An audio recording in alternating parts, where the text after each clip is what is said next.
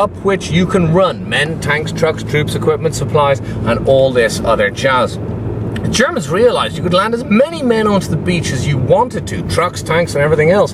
But if you couldn't get up the beach exits, you were going to be going nowhere. So the Germans on Omaha Beach had differed their defenses slightly in that they had clustered almost all of their defenses exclusively around these beach exits. So I'm just pretty convinced this guy bought the road. And here, this is exit Dog 3. The bunkers were by and large up here in front of you on the bluffs on your right and on your left of the hand side of the road here, running straight up this beach exit. Now because of this, the gaps in between the beach exits, generally the beach on your right hand side, about 8:30 in the morning of June 6th, he organised a Bangalore torpedo team across the road here to blow a hole through the barbed wire that the Germans had laid on the road. And when he did this, he managed to persuade the Rangers to come across the road here. He tried to get the 116th Infantry to go across the road. First guy got across, but the second guy got shot right about here in the middle of the road on your right-hand side, and the rest of them refused to budge. He turned around to Colonel Schneider, leading the 5th Battalion of the Rangers, and said, "You're here to help us out. Rangers, get up there and lead the way." This is where they got their motto, which they still hold on their shoulder flashes to this day: Rangers, lead the way. Once they got into this field here on your left-hand side, you can see there's a ditch on your left-hand side here, and it is zigzagging. Yep. Now this ditch was existing in 1942. The Germans dug it down to about 10 feet deep though, and they put pipes in the bottom of it to carry the water, and they put duckboards over the pipes, turning it into a trench about 8 feet deep. This is a communications trench. Communications trenches are used for communicating. People say trench and people immediately imagine guys with machine guns and rifles. This just allowed you to walk from A to B below ground level without getting shot. When they got into the trench though, Germans didn't have any positions down this close to the beach on the morning of June 6th.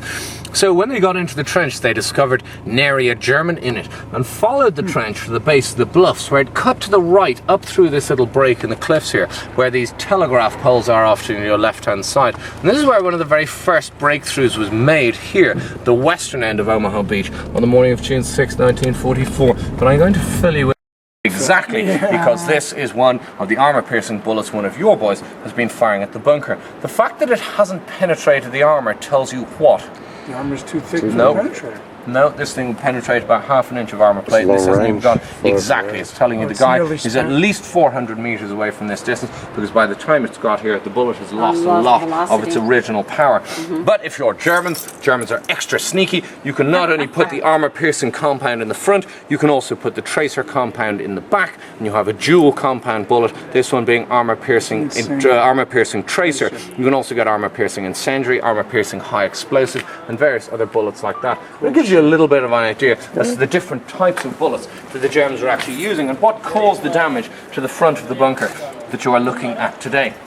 But I want you to come over here, I want you to stand here in the right hand corner, and I want you to turn around and face me, please. Because if you have a little look at this here, this is a map of Omaha Beach. Now this here is exit Dog 1, which is the draw up here behind you. This is Dog 3, which we drove down, we turned right, we had lunch just about here.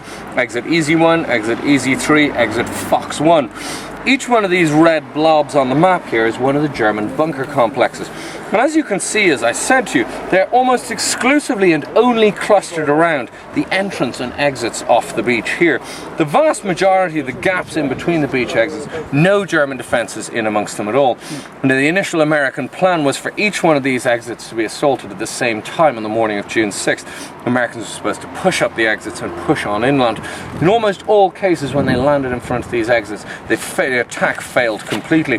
This map here showing you the breakthroughs being made, the red blobs again being the German defensive bunker complexes, the blue blobs being where the Americans broke through, and you can see all of these blue blobs only occurring in the gaps between the beach exits.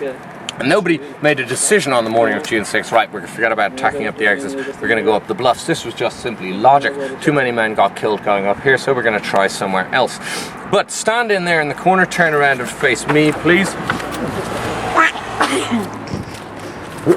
Because you're standing just about where this guy was standing when he took his picture in 1944. Cool. Now the gun barrel originally would have been sticking out to about here. been pushed back into the bunker now to sort of, so you can close off the front of it and you guys can't get into it anymore. But you can see the road running down here in front of you, the bluffs running up here to your right. The tide in this picture is almost completely in. But you can see this is the first picture he took, this is the second picture he took. And this one is from here, looking up in this direction here. You've got the muzzle of the gun, the road is running along just about here, the bluff's rising up here to your right. Very distinctive this little guy's hole, full of that shit. hump right over Exactly. there is right This there. little neck just here, the other two on the right hand side of it. Three little very good identifying marks to show you you're looking at the same place today as was here in 1944. But go over just here.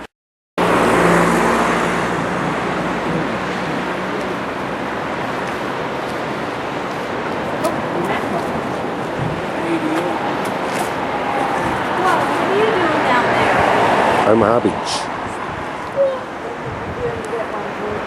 Yeah. And those bleeding Now, bluffs. come over here, guys. Shove your face up against the front of this bunker here. Oh, Do the hello. little kitty at the sweet shop window. And have a look at the inside back wall of the bunker. And you can see, while the inside back right hand wall of the bunker, there's a number of things in this picture which might not have noticed at first. First of all, you can see the wall on the far side. It was originally stepped in this picture, but it now has been smoothed off just to stop you guys sitting on it in the summertime. But you can see that these guys here are either about 4'6" tall, and the wall is the same height that was in 1944.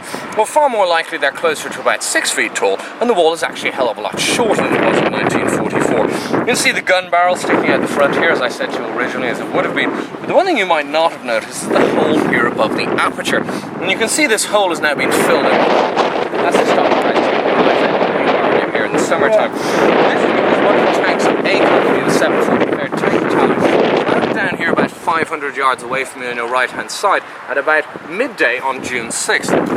When he came off the landing craft, the driver drove into a runnel of water and stalled the engine in the tank. The tank was sitting there in about 3 feet of water. With the Germans up here on the beach, it just looked like any other swamped vehicle. Nobody was really paying it very much attention. The driver was desperately trying to get the engine going. And the gunner was looking around and he was trying to spot where the anti-tank fire was coming from. After about 10 minutes, he finally located this bunker as being the main source of the problems. You may well look at it and go, how the hell did he miss that? Well, it funnily enough didn't look like this on D-Day.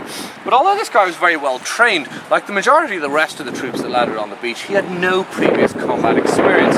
Before you go into battle, you have to pick a good average range for the sights on your guns to set before you go into battle. And a good average range for the main gun on the Sherman tank is about 800 yards. Trouble is, he's only 500 yards away. And despite the 10 minutes he had to get it right, he never reset the gun sights on his gun.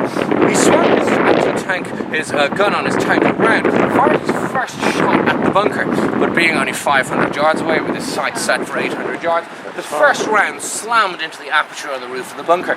Luckily for him, although it didn't knock the gun out, what it did do was dislodge a large slab of concrete on the front of the gun, which fell down onto the top of it, pushing the barrel of the gun down onto the ground.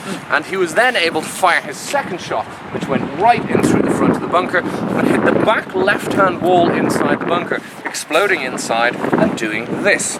Jesus. Now, you're looking inside, it's the left-hand side of the bunker. Looking out, it's the right-hand side of the bunker, and this is where the shot hit. All these pockmarks on the wall over here, where the shrapnel has been dinging around inside the bunker, bouncing off the walls. You can see here the number of empty 88mm shell casings on the floor of the bunker. It would be a very good idea as to a bit of testament as to how savagely the crew were willing to fight. But this bunker here was only knocked out at about 20 past midday on June 6th. By that stage, the invasion was 10 minutes short of being 6 hours old. There were American forces that had been down here at the bottom of this wall since 6:30 in the morning of June 6th, less than 50 feet away from this bunker, and had been unable to do anything about it. But if you can go down about 5 meters to just